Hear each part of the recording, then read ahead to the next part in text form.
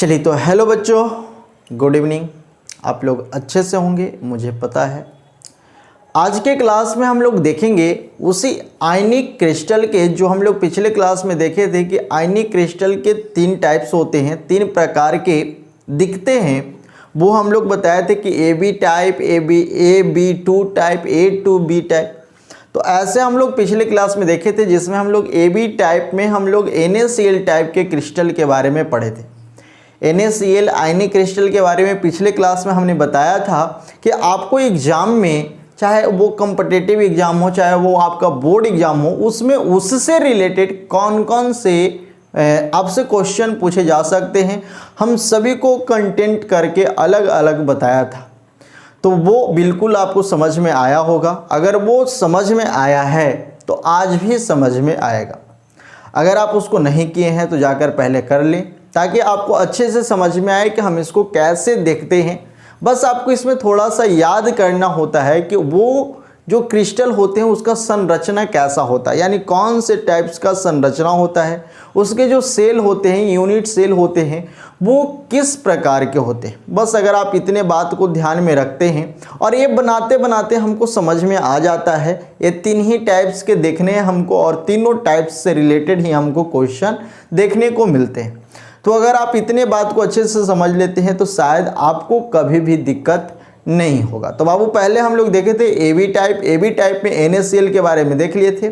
इसमें हमको 2 और देखना है, CaCl टाइप और एक देखेंगे बाबू हम लोग ZnS टाइप। तो आज हम ये दोनों को क्लियर करेंगे और अगर आप NaCl के बारे में अच्छे से समझ गए हैं तो ये दोनों भी अच्छे से समझ में आने वाला है। तो चलो जल्दी से आप लोग टॉपिक बना लो, जल्दी से टॉपिक बना लीजिए। आज हम लोग AB टाइप स्ट्रक्चर, कौन सा स्ट्रक्चर पढ़ रहे थे? AB टाइप क्रिस्टल स्ट्रक्चर, यही पढ़ रहा था ना हम लोग। यानी AB प्रकार के जो क्रिस्टल होते हैं उसके संरचना के बारे में देखे थे, जिसमें हम लोग बताए थे कि 3 तरह के होते हैं, जिसमें पहला NaCl को पढ़ लिए हैं। आज हम लोग पढ़ेंगे बाबू CaCl टाइप आयनिक क्रिस्टल के बारे में। ठीक है, आयनिक क्रिस्टल के बारे में। तो यहाँ पर आपको इसके बारे में समझना है कि CaCl का जो स्ट्रक्चर होने वाला है वो किस तरह का होने वाला है, उसका यूनिट सेल किस टाइप का होगा, उसमें कौन कौन से रिलेशन उत्पन्न होंगे, उसके जैसा कौन कौन सा काम करेगा, इसका कोऑर्डिनेशन नंबर, इसमें पर यूनिट सेल कितने कितने यूनिट पाए जाते हैं, इसके आयन कितने होते हैं, केटायन कितने होते हैं, एनायन कितने होते हैं। तो इस सारे बात को आज देखना है, इसमें भी समझना है। तो चलो जल्दी से आप लोग टॉपिक बना लो, थोड़ा सा हम इंक डाल लेते हैं। जल्दी से आप टॉपिक बना लीजिए। AB टाइप क्रिस्टल या आयनिक क्रिस्टल भी लिख सकते हैं, AB टाइप आयनिक क्रिस्टल स्ट्रक्चर या structure of AB type ionic crystal, कुछ भी आप लिख सकते हैं। हेडिंग कुछ भी बना लीजिए। और हम लोग NaCl पढ़ लिए हैं तो आज हम लोग दूसरा बना रहे हैं, क्या? CaCl। चलो जल्दी से आप लोग टॉपिक बना लो और क्लास शुरू करते हैं। इसके बाद हम इसके जो भी चीज़ हमको एग्ज़ाम में पूछे जाएंगे सभी को अलग अलग करके आपको दिखाते हैं, समझाते हैं और शायद अगर आप सही से देखिएगा तो आपको सभी याद भी हो जाए। अगर किसी तरह का कोई दिक्कत हो तो आप कमेंट में ज़रूर बताइए।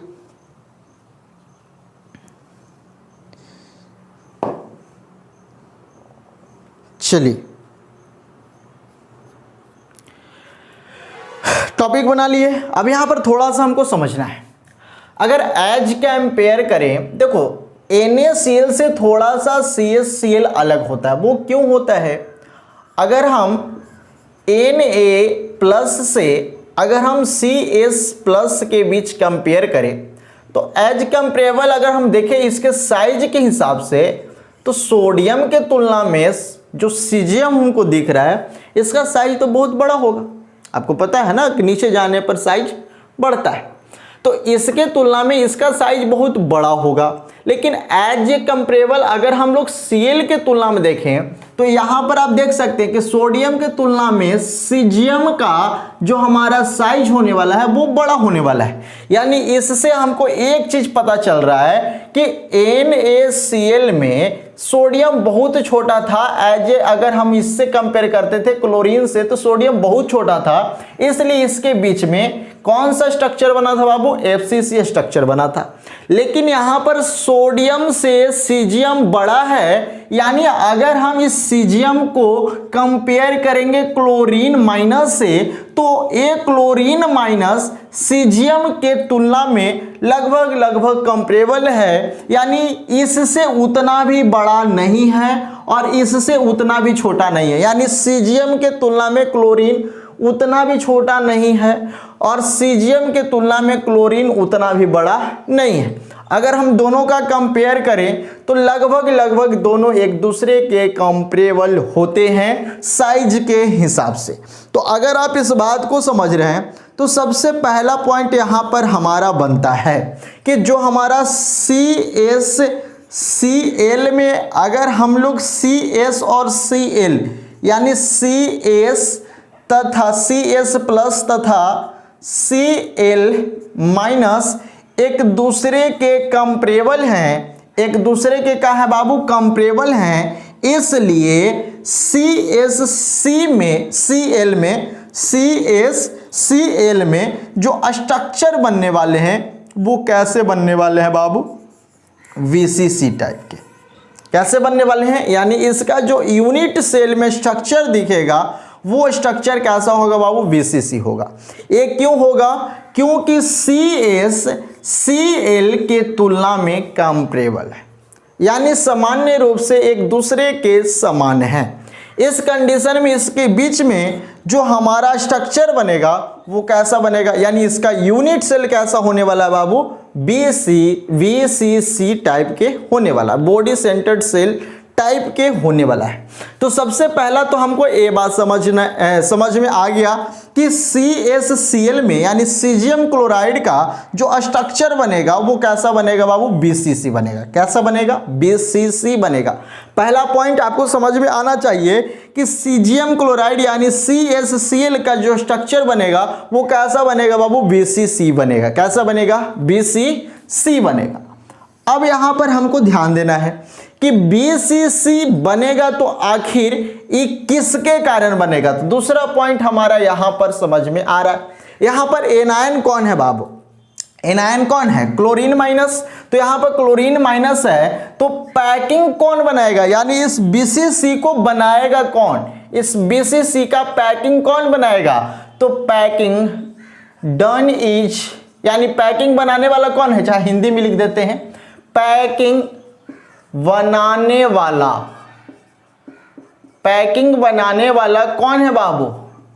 Chlorine minus. पैकिंग बनाने वाला कौन है? Chlorine minus.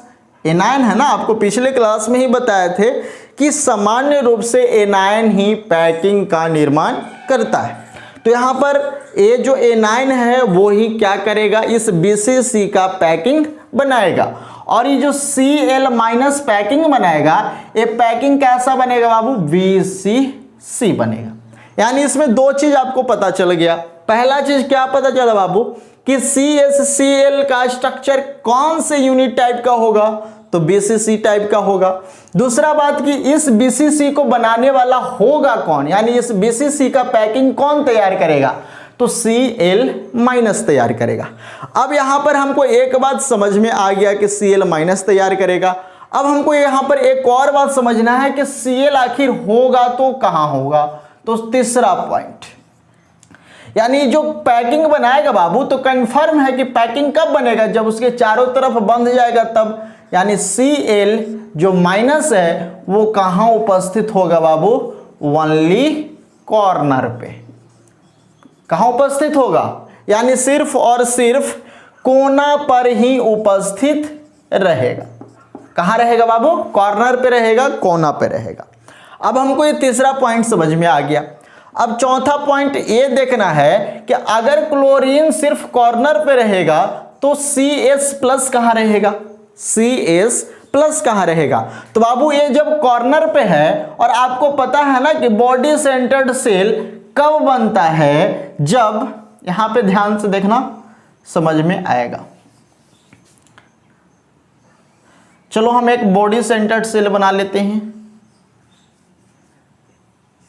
Body centred cell बना लेते हैं और यहां से समझने का कोशिश करेंगे।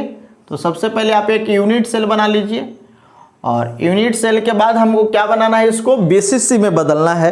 तो BCC कब बनेगा बाबू, जब इसमें कॉर्नर के साथ साथ जो एटम रहेंगे, जो परमाणु रहेंगे, वो कॉर्नर के साथ साथ बॉडी सेंटर्ड में भी होंगे, बॉडी सेंटर्ड में भी होंगे।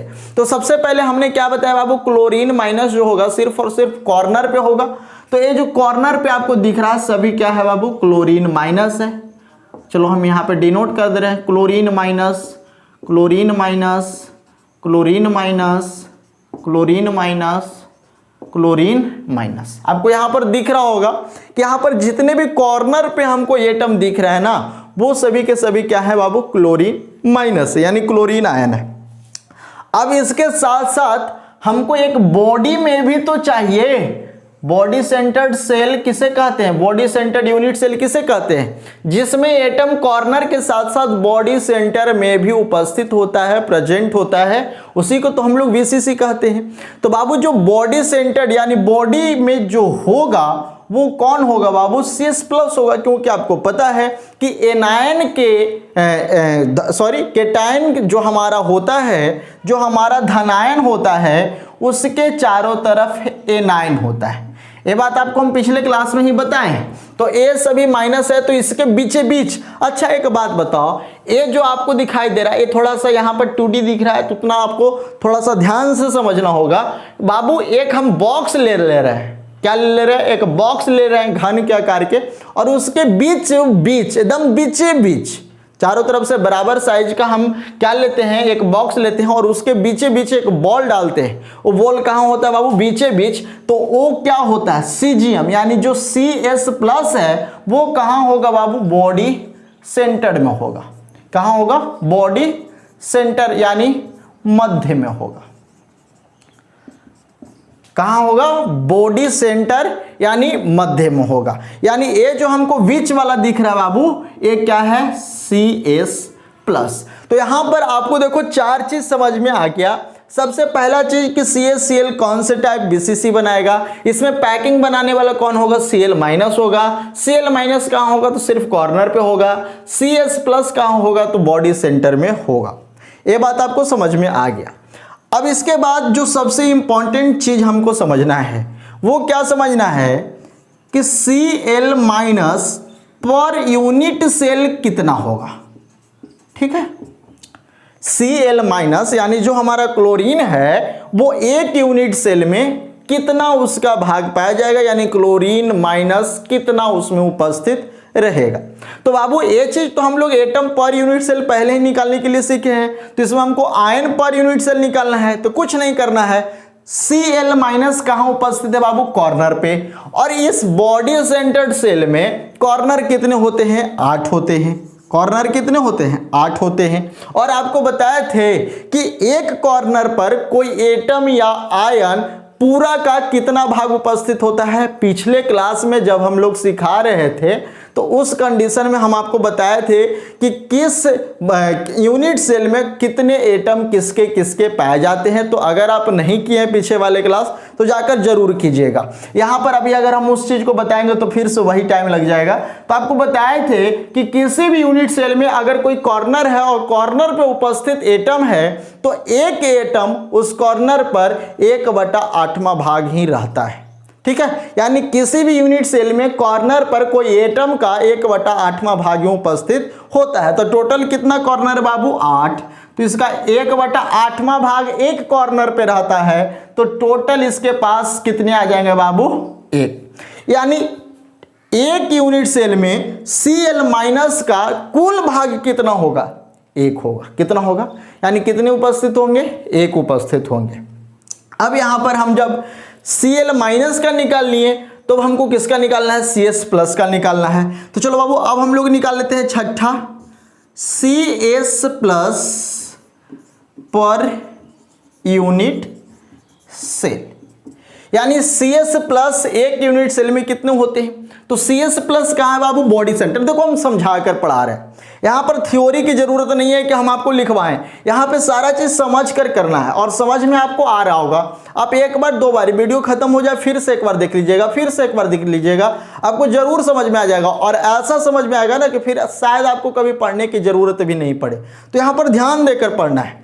CS plus per unit cell निकालना है। तो बाबू बताओ किसी भी बॉडी सेंटर्ड यूनिट सेल में जो बॉडी में जो एटम पाए जाते हैं वो पूरा का पूरा यानी स्वतंत्र रूप में अंदर होते हैं जी, उसका कोई भाग पूरा जाता है ना। अरे भाई बीच में जाएगा। जब हम किसी भी डब्बा में एक डब्बा ले लेते हैं घन के आकार के और उसके बीच एक बॉल डाल देते हैं तो बॉल का पूरा भाग अंदर गया हुआ है, यानी CS plus per unit cell कितना होगा बाबू, 1 होगा। कितना होगा, 1। तो आपको यहां पर एक चीज पता चल गया कि BCC में क्लोरीन का कितना भाग, 1 भाग, और CS प्लस का भी कितना भाग, 1 भाग। तो Cl पर यूनिट सेल आपको मिल गया 1, CS पर यूनिट सेल मिल गया कितना, 1। तो 7वां पॉइंट जो बनता है, जो सबसे इंपॉर्टेंट पॉइंट है और समझने वाला है कि CaCl पर यूनिट सेल कितना होगा। तो बाबू 1 यानी कितना होगा, यानी 1 यूनिट सेल में CaCl का कितना भाग होगा बाबू, 1 होगा। यानी इतना चीज आपको अच्छे से समझ में आ रहा होगा, ये सारा पॉइंट आपको समझ में आ रहा होगा। अब यहाँ पर सबसे इंपॉर्टेंट पॉइंट है कि हमारा जो यहाँ पर ये जो एटम मिल रहा है, ये जो आयन मिल रहा है क्लोरीन और सीजियम का, इसका कोऑर्डिनेशन नंबर कितना होता है, क्या, कोऑर्डिनेशन नंबर। तो चलो यहाँ पर दिखा देते हैं बाबू, कोऑर्डिनेशन नंबर सबसे इंपॉर्टेंट पॉइंट है, कोऑर्डिनेशन नंबर। अब कोऑर्डिनेशन नंबर आप सभी को निकालने के लिए सिखाया है कि कोऑर्डिनेशन नंबर कैसे निकालते हैं।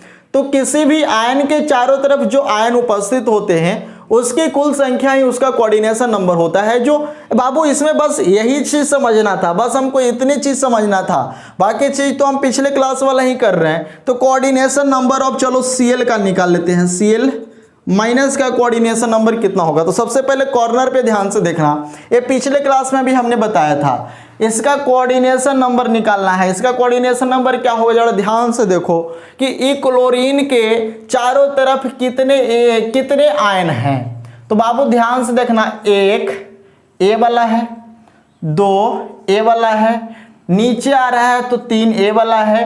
अब इधर जाएगा बाबू तो A वाला भी तो होगा, ए वाला भी तो इससे सटा होगा ना, ये तो सबके सटा होगा, सबसे सटा होगा। तो अगर हम किसी भी एक कॉर्नर को देखते हैं तो इससे कितने और आयन जुड़ रहे हैं, तो 1 2 नीचे 3 इधर 4। तो जब 4 नीचे वाला से जुड़ रहा है तो 4 ऊपर वाला से भी जुड़ेगा। यानी इसको देखें तो एक ऊपर भी जाएगा, एक इधर वाला के साथ भी जाएगा, एक इधर वाला के साथ भी जाएगा, और इसके बीच में जो हमारा एक और मिलेगा जो प्लस वाला होगा CS, यानी अगर हम इसका दूसरा यूनिट उसको ऊपर रखें तो एक कॉर्नर के चारों तरफ 8 यूनिट होता है। तो बाबू जब नीचे 4 तो ऊपर भी 4 होगा, यानी टोटल इसका कोऑर्डिनेशन नंबर कितना होगा बाबू, 8 होगा। कितना होगा, 8 होगा। 4 इधर तो 4 ऊपर, 4 और 4 कितना, 8। अगर हम इसी तरह से अगर बाबू हम 8वां हो गया। अब अगर 9वां अगर हमसे कोई पूछे कि कोऑर्डिनेशन नंबर ऑफ,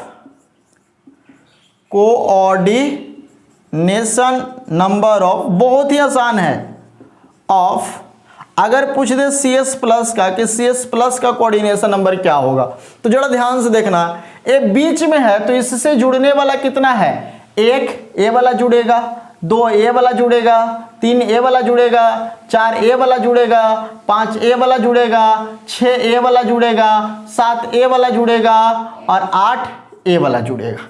अगर हम ध्यान से देखें, अगर बीच में आप बॉक्स डाल दो, चाहे आप घर के बीच में रखो, कोई चीज को बीच में रख दो और उसको चारों तरफ से मिला दो, तो आप देखो कि आपके घर में कितने कोना है। तो 1 कोना, 2 कोना, 3 कोना, 4 कोना, 5 कोना, 6 कोना, 7 कोना, 8 कोना, और इसके बीच में एक गोल से जो सगरों से मिला हुआ है, तो वो कितना से डायरेक्ट जुड़ा हुआ रहेगा। तो वो सभी के सभी कोना में जितने एटम रहेंगे, जितने आयन रहेंगे, सभी से जुड़े होंगे। तो टोटल कितना है बाबू? 8 है, यानी CS प्लस का भी कोऑर्डिनेशन नंबर कितना हो जाएगा?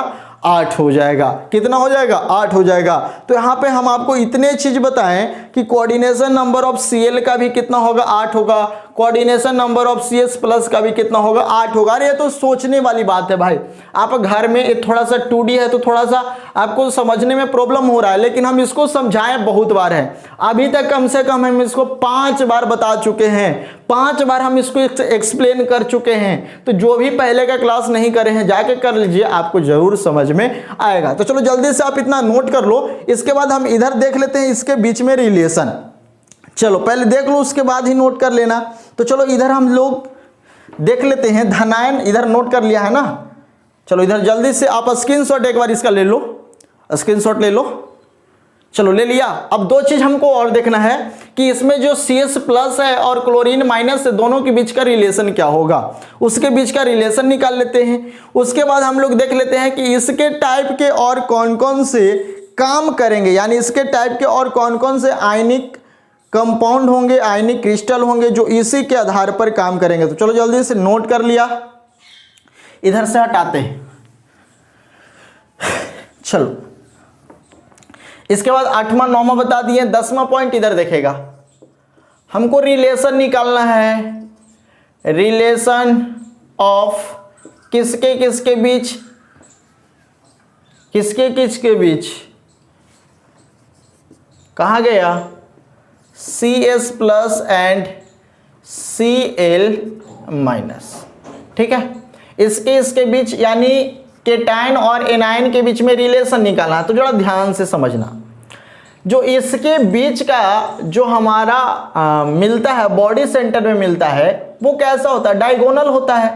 यानी अगर हम ध्यान से देखें तो बाबू हमारा किस तरह से दिख रहा है, यानी बीच वाला जो एटम है, हमको सभी को लेकर चलना है ना, क्योंकि बीच वाला ही तो प्लस मिल रहा है।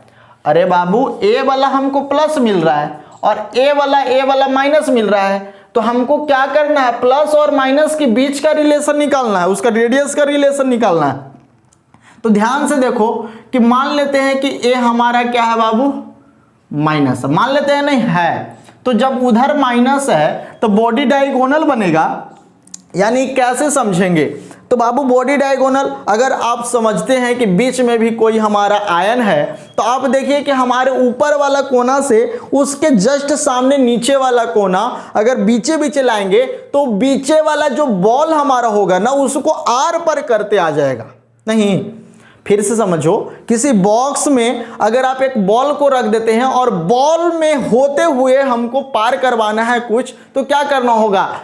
ऊपर वाला कोना से उसके तिरछे जाएंगे, उसके जस्ट सामने नीचे वाला, तब ना बॉल में छेद होगा। बाबू ऊपरे ऊपरे करेंगे तो छेद नहीं होगा, साइड साइड करेंगे तो छेद नहीं होगा। तो हमको एक ऊपर से दूसरे का नीचे वाला, यानी उसके जस्ट सामने जो नीचे होगा उसके बीच में हमको आर पार करना होगा, तब जाके बॉल के आर पार होगा, तब जाके हमारा निकलेगा उसके बीच का रिलेशन। तो ध्यान से देखना, मान लेते हैं कि हमारा छत का ऊपर वाला है और ये हमारा छत का उसके जस्ट सामने नीचे वाला है।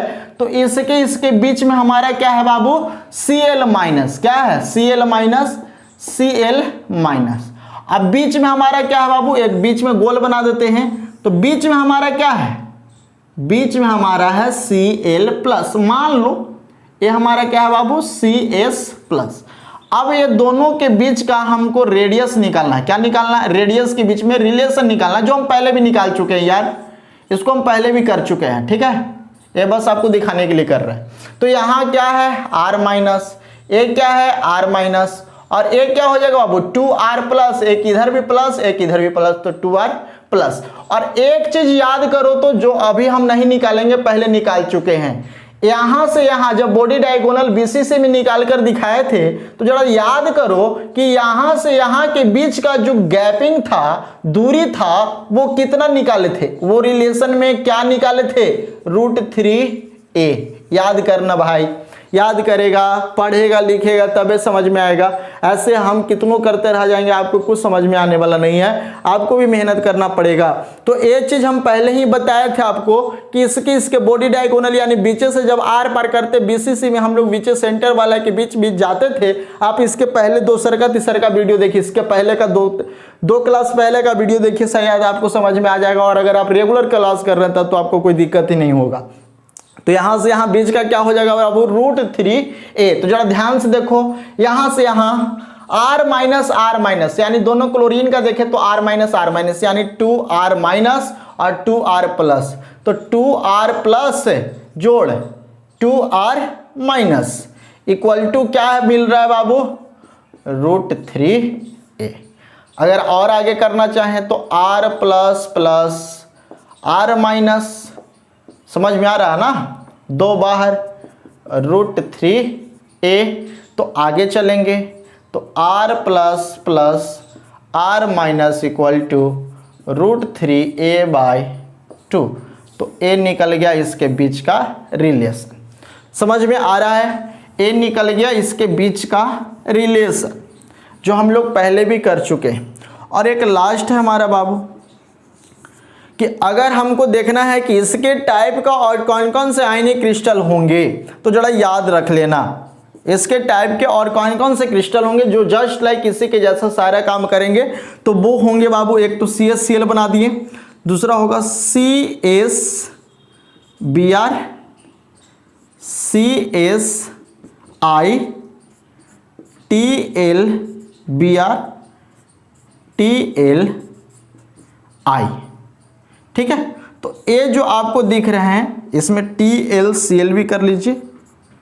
ये सब जो आपको दिख रहे हैं ना, ये सब CsCl के तरह ही काम करते हैं। सारा चीज इसका इसी के जैसा होता है। Caesium bromide, caesium iodide, caesium chloride देख ही लिए, टेलुरियम क्लोराइड, टेलुरियम ब्रोमाइड और टेलुरियम आयोडाइड। तो ये सारे जो आप देख रहे हैं ये सब के सब इसी के जैसा काम करते हैं। तो यहाँ पर बाबू आपको सबसे पहले यहाँ पर ये समझना है कि CsCl कैसा बनाएगा, तो BCC बनाएगा। इसमें पैकिंग कौन बनाएगा, तो पैकिंग बनाने वाला Cl- है, एनायन जो BCC बनाएगा। Cl- कहाँ रहेगा, सिर्फ कॉर्नर पे रहेगा। CS+ कहाँ रहेगा, बॉडी सेंटर में रहेगा।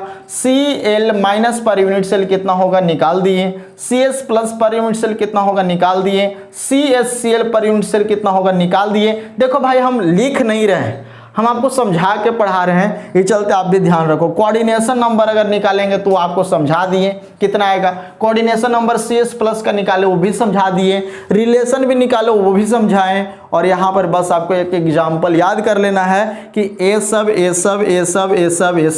इसी के जैसा काम करेगा। चलो जल्दी से आप CsCl टाइप के आयनिक क्रिस्टल के बारे में सारा चीज देख लिए। जितना भी चीज आपसे एग्जाम में पूछेगा, आप लोग थ्योरी पे मत जाओ, आप लोग रट्टा मत मारो, आपको उसको समझो, समझने पर ही सारा काम होगा। तो ये जो आप 11 पॉइंट देख रहे हैं ना बाबू, बस ये आप 11 पॉइंट ही देख लीजिए, समझ लीजिए, इतना सही आपको क्वेश्चन पूछेगा। तो जल्दी से आप इसको नोट कर लो। इसके बाद हम लोग इसमें एक और है, AB टाइप का ही एक और है, ZnS टाइप आयनिक क्रिस्टल, तो उसको भी समझ लेते हैं, जो थोड़ा सा अलग है, हमको ध्यान देना उसमें विशेष रूप से। चलो जल्दी से आप लोग इसे नोट कर लो। नोट कर लिए, चलो नोट कर लिया। अब हम लोग देख लेते हैं बाबू ZnS टाइप का, ZnS टाइप का।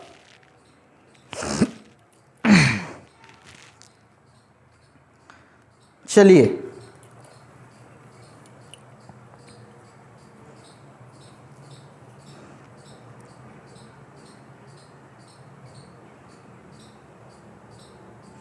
आप लोग पढ़िए, मेहनत कीजिए, सब कुछ समझ में आएगा। किसी चीज में कोई भी प्रॉब्लम लगे आप कमेंट करके जरूर पूछिए।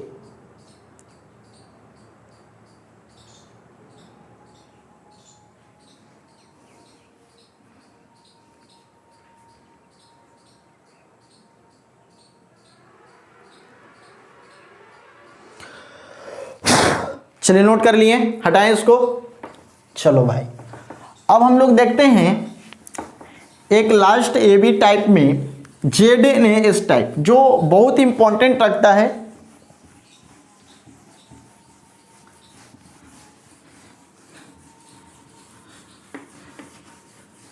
चलिए, यहां पर हमको समझना है कि किस तरह से इसमें हम लोग देख पाएंगे। तो अगला हम लोग को पढ़ना है ZnS टाइप आयनिक क्रिस्टल। आयनिक क्रिस्टल, बस इसको में थोड़ा सा समझ लेना, सारा चीज समझ में आएगा। तो सबसे पहला पॉइंट, जो ZnS का स्ट्रक्चर बनेगा वो कैसा होगा बाबू? होगा FCC टाइप का। कैसा होगा? FCC टाइप का होगा। ध्यान रखना, अब FCC टाइप का क्यों होगा? दूसरा पॉइंट, इसमें पैकिंग, जो पैकिंग बनाएगा उसी के अकॉर्डिंग इसका स्ट्रक्चर बनेगा। तो पैकिंग बनाने वाला आपको पता है ना कि एनाइन ही होगा, और एनाइन कौन होगा बाबू? S, यानी इसमें पैकिंग बनाने वाला कौन है? H2-। और एक ऐसा पैकिंग बनाएगा बाबू FCC। देखो, अगर आपको ये बात हम पहले ही बता चुके हैं कि कैसे किसमें काम होता है। अगर यहाँ पर आपको थोड़ा सा समझने में अगर प्रॉब्लम होता है, यानी आपको पहले का क्लास नहीं किए, अगर आप पहले का क्लास नहीं किए हैं तो यहाँ पर आप थोड़ा सा याद कर लीजिए। आपको 3 ही तो याद करने हैं, एक याद करने हैं NaCl, और एक याद करने हैं CsCl, और तीसरा हमारा है ZnS। तो ZnS कैसा बनाएगा? FCC।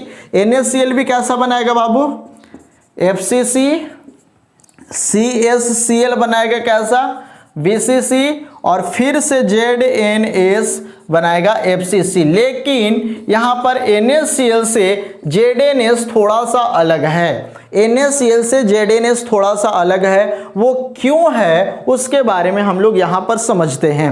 तो चलो बाबू यहाँ पर देख लो। सबसे पहला पॉइंट हम लोग समझ गए कि ZnS का जो स्ट्रक्चर बनेगा FCC टाइप का बनेगा। इसमें पैकिंग बनाने वाला कौन होगा? सल्फर होगा। कौन होगा? सल्फर होगा। और कैसा पैकिंग बनाएगा बाबू? FCC बनाएगा। अब यहाँ पर हमको समझना है कि जब ये सल्फर है और सल्फर एनाइन है तो एक कहाँ रहेगा? तो तीसरा पॉइंट कि सल्फर 2- रहेगा कहाँ? तो आपको पता है कि FCC में क्या होते हैं? FCC में कॉर्नर के साथ साथ फेस सेंटर पर भी उपस्थित होते हैं। कहाँ उपस्थित होते हैं? फेस सेंटर पर भी उपस्थित होते हैं। तो यहाँ पर आपको समझना है बाबू कि यहाँ पर जो सल्फर माइनस वो कहाँ कहाँ रहेंगे। तो यहाँ पर सल्फर माइनस आपको सबसे पहले तो रहेगा कॉर्नर पे। आपको पिछले क्लास में जब बताए थे तो समझ में आया होगा, कॉर्नर पे। और दूसरा कहाँ रहेगा बाबू? फेस सेंटर पे। कहाँ रहेगा? फेस सेंटर पे रहेगा। अब यहाँ पर देख लो, फेस पर कितना रहेगा वो ध्यान से देखना, कॉर्नर पे कितना रहेगा, चाहे उसको हम आगे बता देते हैं। चलो यहाँ अगला पॉइंट देख लो कि अब अगर H2- कॉर्नर पे है तो कितने हैं, यानी चौथा पॉइंट हमारा बन जाएगा H2- पर यूनिट सेल, यानी H2- पूरे यूनिट सेल में कितना है। तो बाबू यहाँ पर आपको 2 चीज दिखाई दे रहा है, एक कॉर्नर और दूसरा फेस। तो कॉर्नर पे कितने कॉर्नर होते हैं? 8। और एक कॉर्नर पे कितने आयन होते हैं? तो 1 का 1/8वां भाग, यही ना होता है जी। पिछले बार भी दिखाएं, उसके पहले क्लास में भी सिखाएं, और उसके पहले क्लास में भी सिखाएं। तो इसके पास कितने रहेंगे सल्फर के आयन? 1 रहेंगे। फेस कितने होते हैं? 6। और एक फेस पर एक आयन का कितना भाग उपस्थित होता है? तो 1/2, यानी आधा भाग उपस्थित होता है। यानी फेस पर कितने होंगे बाबू? 3। अगर हम दोनों को मिला दे, देखो H2 कहाँ कहाँ है? कॉर्नर पर भी है और फेस पर भी है। कॉर्नर 8 होते हैं और एक कॉर्नर पर 1/8वां भाग आयन उपस्थित होते हैं। और फेस पर देखें तो फेस 6 होते हैं और फेस में जो एक आयन होता है उसका आधा भाग उपस्थित होता है। अगर हम टोटल देखें बाबू पूरा H2 माइनस का अगर हम पूरा देखें कि एक यूनिट सेल में H2 माइनस कितना होता है तो 3 4। तो यहाँ पर कंप्लीटली हम लोग H2 के बारे में यानी सल्फर के बारे में जान गए कि सल्फर एक यूनिट सेल में कितना उपस्थित होता है 4। अब हमको यहाँ पर समझना है जो सबसे इंपॉर्टेंट पॉइंट है बाबू, अब हमको समझना है Zn के बारे में, Zn2+ के बारे में। तो यहाँ पर सबसे पहले समझना है कि Zn2+ कहाँ होता है। पिछले क्लास में हम लोग देखे थे NaCl के बारे में, तो आपको बताए थे कि जो हमारा Cl है वो कहाँ कॉर्नर और फेस पे रहता है, और जो सोडियम है बाबू वो कैसा बनाता है वॉइड्स, किस वॉइड्स में रहते हैं, तो आपको बताए थे ऑक्टाहेड्रल वॉइड्स में पाए जाते हैं। ये पिछले क्लास में हमने बताया था कि जो सोडियम आयन होते हैं, सोडियम प्लस होते हैं, वो कहाँ रहते थे तो ऑक्टाहेड्रल वॉइड में रहते थे। लेकिन यहाँ पे क्या है बाबू Zn+, तो Zn+ ऑक्टाहेड्रल में नहीं रहता, बस यही यहाँ पर चेंज है, यही यहाँ पर हमको समझना है। यहाँ पर थोड़ा सा बस हमको इसको याद कर लेना है। आपसे हम रिक्वेस्ट कर रहे हैं, आप अगर इसको याद कर लेते हैं तो शायद ये भी आपको आसान लगे और सारा चीज पहले जैसा ही बन जाए। तो NaCl में Na ऑक्टाहेड्रल वॉइड में रहता था, लेकिन Zn2+ कहाँ रहता है तो Zn2+ रहता है बाबू अल्टरनेटिव या अल्टरनेट का ये अल्टरनेट टेट्राहेड्रल वॉइड में, टेट्राहेड्रल वॉइड्स में। ये बात आपको याद कर लेना है। पिछले क्लास में हम लोग देखे थे कि Na+ कहाँ रहता है ऑक्टाहेड्रल वॉइड में, बताए थे, लेकिन बस यहाँ पर आपको याद कर लेना है कि Zn2+ कहाँ रहता है तो अल्टरनेट टेट्राहेड्रल वॉइड में। अल्टरनेट कहने का मतलब अब वो एकांतर, यानी टेट्राहेड्रल वॉइड्स जो बनते हैं तो उसमें एक एक छोड़ के, एकांतर मतलब एक के अंतर। तो यहाँ पर आपको देखने को मिल रहा है कि टेट्राहेड्रल वॉइड जो आपको दिखेंगे अल्टरनेट रूप में, उसमें Zn2+ पाए जाएंगे। तो अब हमको यहाँ पर अगला चीज पता करना है। फिर से देखो बाबू, आपको यहाँ पर बताएं कि H2- कहाँ रहेगा कॉर्नर और फेस पे रहेगा, जबकि Zn2+ कहाँ रहेगा अल्टरनेट टेट्राहेड्रल वॉइड्स में। ये बात आपको याद कर लेना है। चलो नीचे लिख देते हैं, याद करें। ये हम पिछले क्लास में समझाए भी थे, बताए भी थे पीछे क्लास में, लेकिन अगर आप नहीं देखें तो आप इसको याद कर लेना कि Zns में Zn2+ कहाँ रहता है तो अल्टरनेट टेट्राहेड्रल वॉइड्स में। अब टेट्राहेड्रल वॉइड्स कहाँ रहता है उसके बारे में हम समझाते हैं। यानी अगला पॉइंट हमारा जो बनने वाला है Zn2+ पर यूनिट सेल। अब हमको ये पता करना है कि एक यूनिट सेल में एक कितने पाए जाते हैं। तो यहाँ पर ध्यान से देखना। सबसे पहले हम यहाँ पर एक फेस सेंटर्ड बनाते हैं, फेस सेंटर्ड यूनिट सेल। देखो सारा चीज समझ कर पढ़ना है और समझ में भी आएगा अगर आप लोग रेगुलर रहते हैं। देखिए हम लोग का बीच में क्लास थोड़ा सा गैप हो गया, गैप होने के पीछे कारण था हम यहाँ पे नहीं थे, आप लोग से माफ़ी भी चाहेंगे। हम आप लोग को डेली पूछता था सब, तो हम डेली आने का कोशिश कर रहे थे, लेकिन किसी कारण हम लोग बहुत लेट कर दिए आने में, और लेट जानबूझकर नहीं किए, कुछ प्रॉब्लम था इसके वजह से लेट हो गया। चलो बाबू सबसे पहले हम लोग देख लेते हैं कि फेस सेंटर्ड में कहाँ कहाँ रहेंगे। तो सबसे पहले तो कॉर्नर पे रहेंगे और कॉर्नर के साथ साथ सभी फेस पे रहेंगे, एक पीछे और एक आगे। इतना बात आपको समझ में आ रहा है। और ये सभी क्या है बाबू, ये सब है H2-, लेकिन हमको यहां पर क्या देखना है बाबू, Zn+ में Zn+ कहाँ रहता है अल्टरनेट टेट्राहेड्रल वॉइड्स में। और बताए थे कि अल्टरनेट सबसे पहले यहां पर समझना है अल्टरनेट टेट्राहेड्रल वॉइड का मतलब तो समझ में आ गया कि टेट्राहेड्रल जो वॉइड्स होगा वो अल्टरनेट होगा, यानी एक को छोड़कर। लेकिन हमको यहां पर समझना है कि टेट्राहेड्रल वॉइड बनेगा कहां। तो हमें पिछले क्लास में बताए थे कि टेट्राहेड्रल वॉइड्स कहां बनेगा। तो मान लेते हैं कि इसका बॉडी डायगोनल है यहाँ से यहाँ, अगर हम इधर से उधर गुजारते हैं, चाहे हम ऊपर से ही गुजारते हैं, तो यहाँ पर हमको ध्यान से थोड़ा सा समझना है, यहाँ पर ध्यान से समझना है। मान लेते हैं कि A हमारा है H2 माइनस, ठीक है, A भी हमारा है H2 माइनस। अब इसके बीच टेट्राहेड्रल वॉइड्स बनाना है, तो वो कहाँ बनेगा बाबू?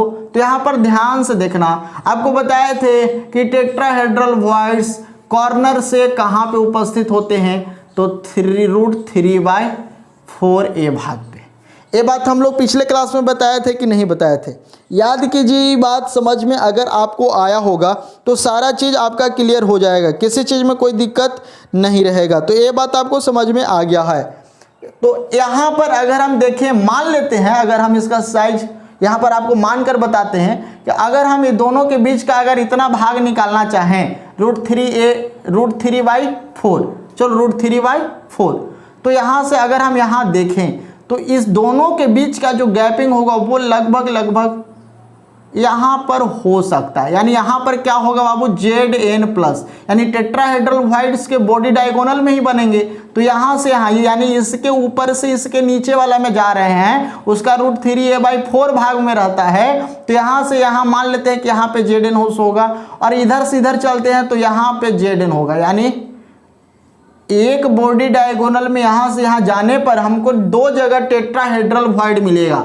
कितना टेट्राहेड्रल वॉइड मिलेगा? 2 मिलेगा। तो ये दोनों जगह पे Zn+ होंगे। लेकिन हमने यहाँ पे क्या बताया है कि इसमें जो Zn+ होते हैं वो अल्टरनेट टेट्राहेड्रल वॉइड्स में होते हैं, यानी एक को छोड़कर, एक में होगा तो एक में नहीं होगा। यानी यहाँ से यहाँ तक दिखाएं तो यहाँ पर भी Zn+ है और यहाँ पर भी हो सकता है, लेकिन हमको अल्टरनेट दिखाना है, यानी एक होगा तो एक नहीं होगा। हम इसको काट दे रहे हैं, यानी यहाँ पर Zn+, यानी S के बीच में जो Zn+ होगा वो कितना होगा बाबू? एक ही होगा।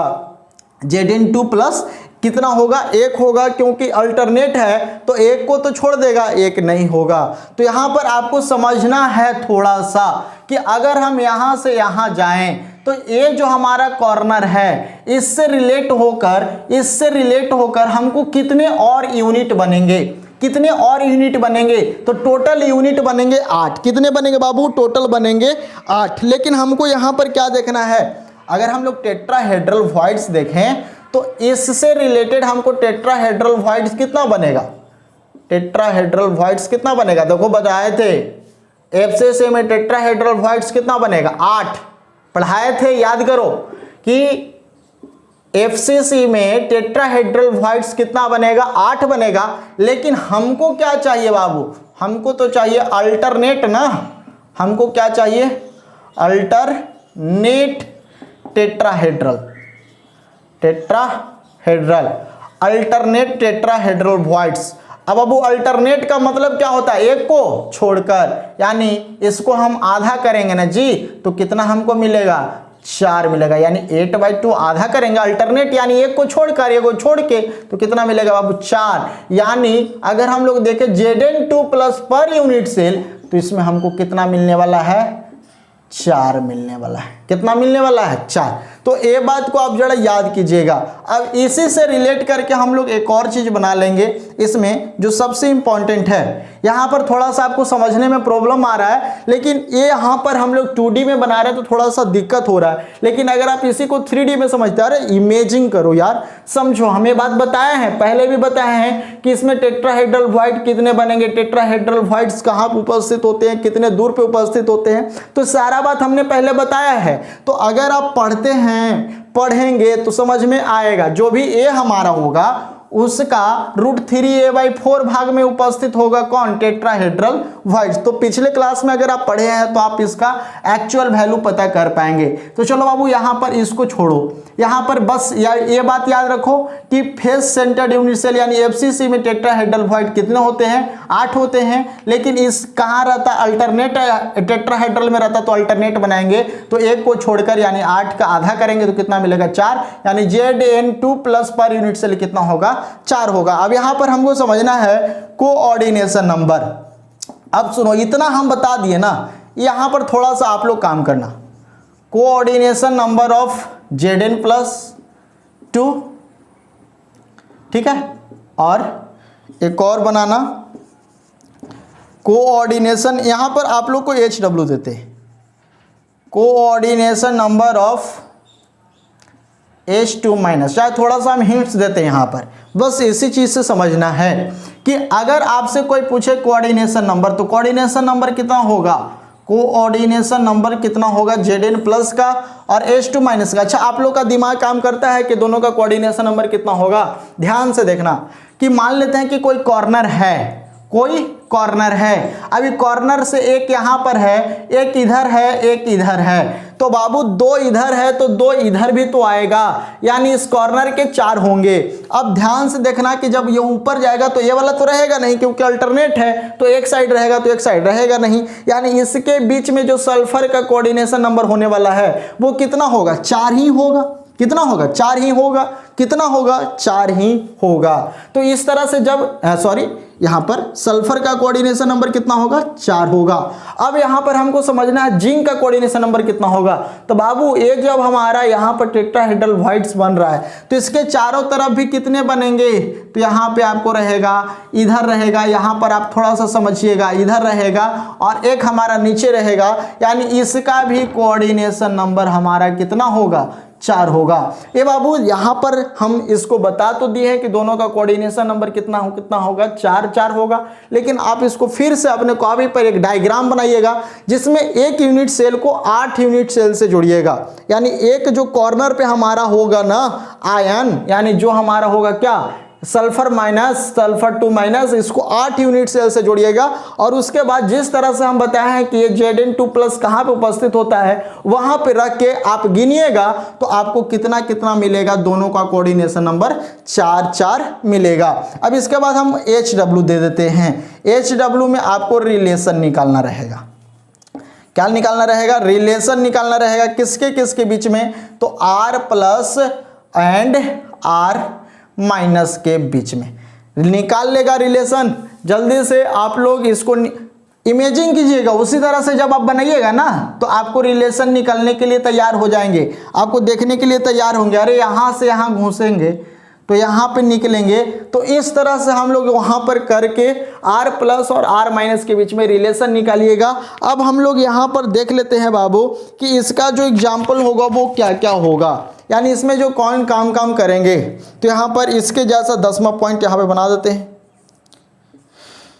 इसके जैसा और कौन कौन हो सकता है, तो यहाँ पर देख लो ZnS के तरह CuBr हो सकते हैं, CuI हो सकते हैं, और एक और बाबू AgI, यानी ये सभी के सभी CuBr CuI और AgI ये सब के सब जो हमको दिखेंगे वो बिल्कुल ZnS के तरह दिखेंगे। तो चलो जल्दी से आप इसे नोट कर लो, यहाँ पर जल्दी से इसे नोट कर लो। और जो हम बताए हैं एक HW तो कर ही सकता है यार, जब हम इतना मेहनत हम कर रहे हैं। और हाँ, ये दोनों को भी आप फिर से अपने कॉपी में कवर जरूर करना, अपने कॉपी में बना कर देखना। हम बता दिए कि 4 होगा, लेकिन आप खुद से समझना कि 4 होगा तो कहाँ कहाँ उपस्थित होगा।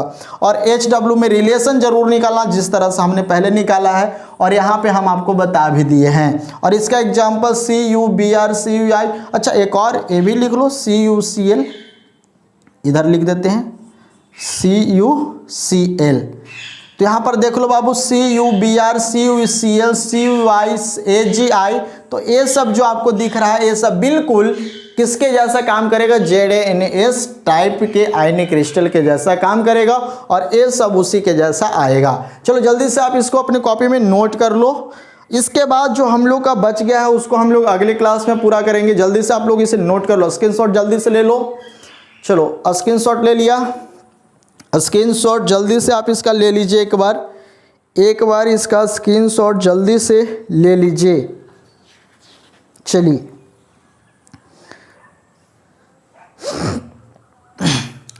देखो, आप अपने कॉपी में अगर देखिए, किताब में देखिएगा तो आपको इसी चीज़ को थियोरेटिकल लिख के दिखाया है, लेकिन हम उसको समझाने का प्रयास कर रहे हैं कि किस तरह से हम लोग किस चीज़ को समझेंगे।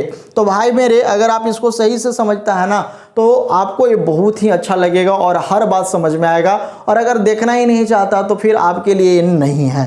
तो अगर आप लास्ट तक क्लास किए हैं तो हम उम्मीद करते हैं कि ये दोनों आपको ज़रूर समझ में आया होगा। और नहीं समझ में आया है तो इसको 2 बार और देखिए, 2 बार 3 बार देखो नहीं यार, फ्री में तो आपको मिल रहा है, बिल्कुल कोई भी पैसा तो देना है नहीं।